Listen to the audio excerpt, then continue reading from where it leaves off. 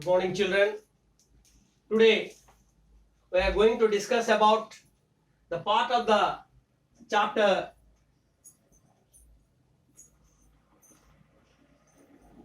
15, the making of independent India's constitution. So our topic is today reading Constituent Assembly debates. Dr. B.R. Ambedkar presented the draft of the constitution before Constituent Assembly in 1948. Okay, so on 4th November 1948, he delivered a speech here. Let us now see here. Mr. President, sir, I introduce the draft constitution as settled by the drafting committee and move that it would be taken into consideration. The drafting committee was in effect charged with the duty of preparing the constitution in accordance with the decisions of the Constituent Assembly.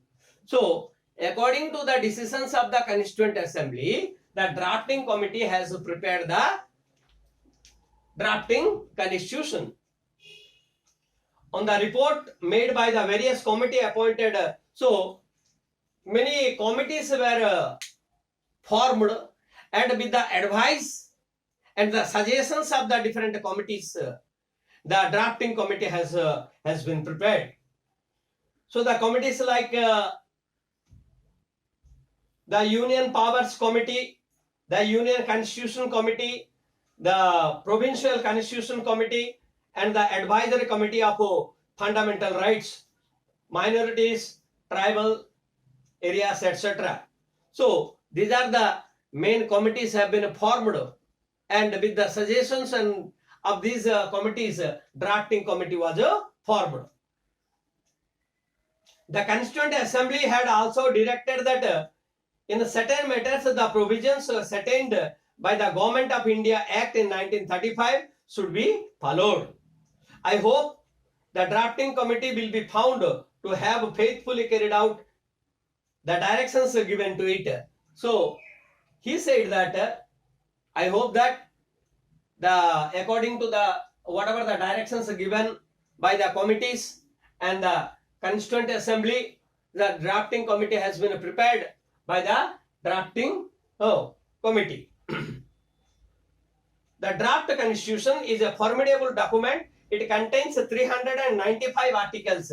Write down, when Indian constitution was prepared first, it has 395 articles and 8 schedules.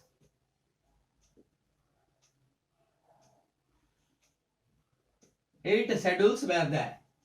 Okay, when it was prepared. It must be admitted that the constitution of no country could be found to be so bulky. So Indian constitution is the largest constitution in the India, in the world. Okay, sorry. So it is the largest written constitution of the world. The draft constitution has been before the public for 8 months. So it has been published for the people of India to take some suggestions from the people. During the long time, friends, critics and advisors have done more sufficient time to express their reaction. Regarding this drafting committee, people have given their expressions. Okay. So now, let's see here, Dr. B.R. Ambedkar, the chairperson, and the highlights the process of borrowing from the constitution. So he read, Dr. B.R. Ambedkar read many constitutions of the world and formulated the laws of the Indian constitution. Parliamentary system.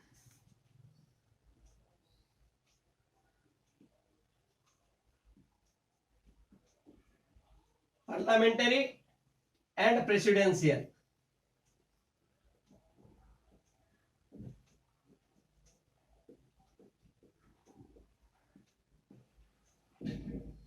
So, parliamentary and presidential government, what is the difference between it?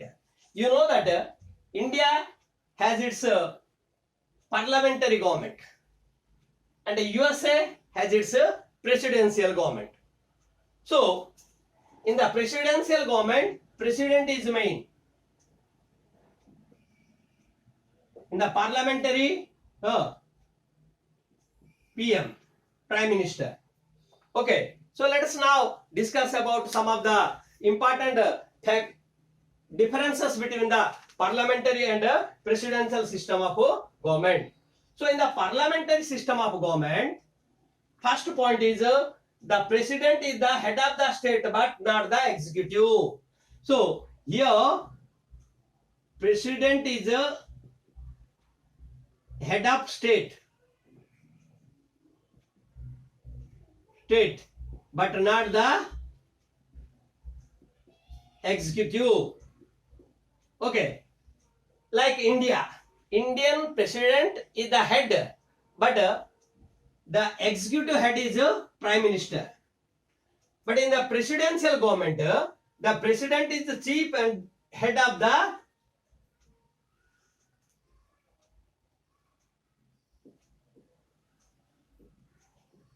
executive. So here executive means who? The members of parliament, MP. Okay, and the ministerial body. So PM is the head here, but here president is the head. The president is a nominal executive. I told you, president in the parliamentary system, president is the nominal head. Real head is a prime minister. The president is the real head. In the presidential government, he is the real head. Okay. Then the president is generally bound by the advice. So whatever the advice will be given to the president, he is bound to take the advice of the ministers, councils of ministers. President takes the advice of the councils of ministers. But here in the presidential government, the president is not bound by the advice of the councils of ministers. He may take or may not take in the presidential government. Okay, the president has no power to dismiss his ministers. Here, I told you, parliamentary system. India has a parliamentary system. In India, president cannot. He has no power to dismiss his minister. He cannot dismiss any minister. But here, president can dismiss any minister at any time. Okay. The election procedure of the head of the state is indirect. We elect the president, okay, in a indirect way. But in America, president is elected directly. So can you understand this? What is the parliamentary and presidential type of government? Let us now see here what is the differences in American system and Indian system.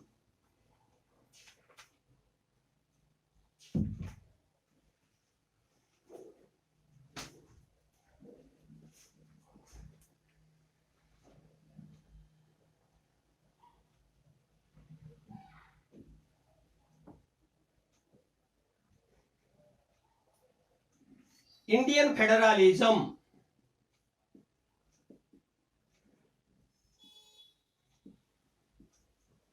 Indian federalism and American federalism.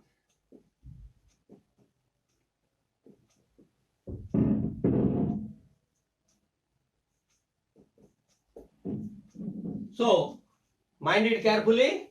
Okay. In Indian federalism, single citizenship.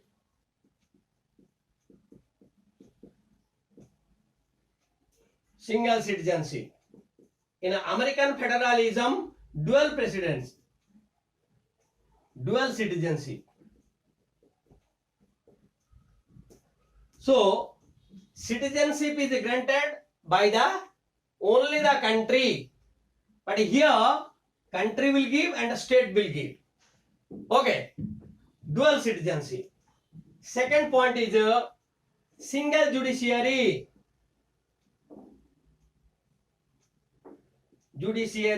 Single judiciary.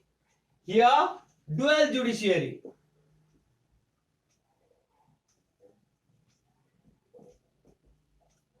So throughout the country we have same type of law, but here in American federalism, state has one rule and the country has one rule.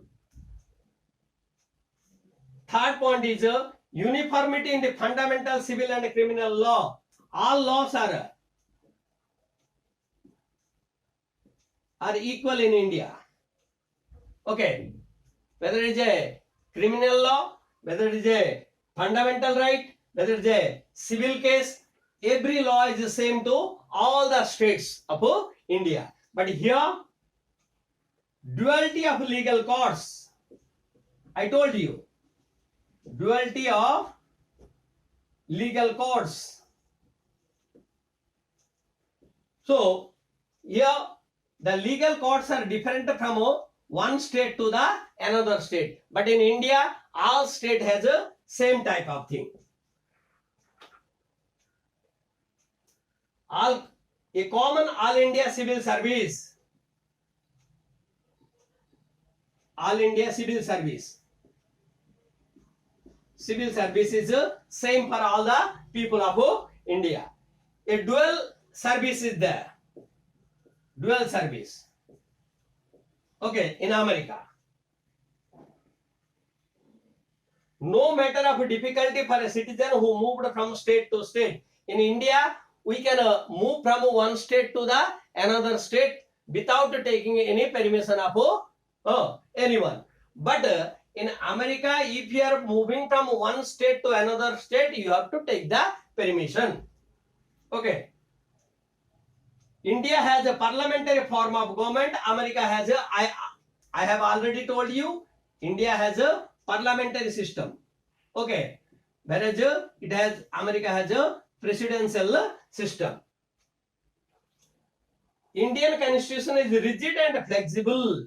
So, Indian constitution, whatever the Indian constitution is there, it is rigid and as well as flexible. It is difficult to change the law and to make an amendment in certain cases, and it is quite easier also in certain rules and regulations.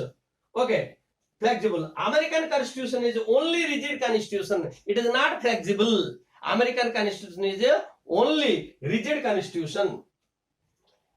In India, the Lok Sabha is the more powerful. In America, the House of Senate or upper house. Okay, here Lok Sabha is important.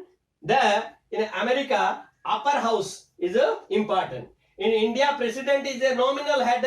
In America, president is a real head. So these are the differences we can find about the Indian federalism and American federalism, and the Indian parliamentary system and American presidential system of government. In the next class, we are going to discuss about the other aspects of the Indian constitution. Thank you. I will send you the textbook copy. You read it.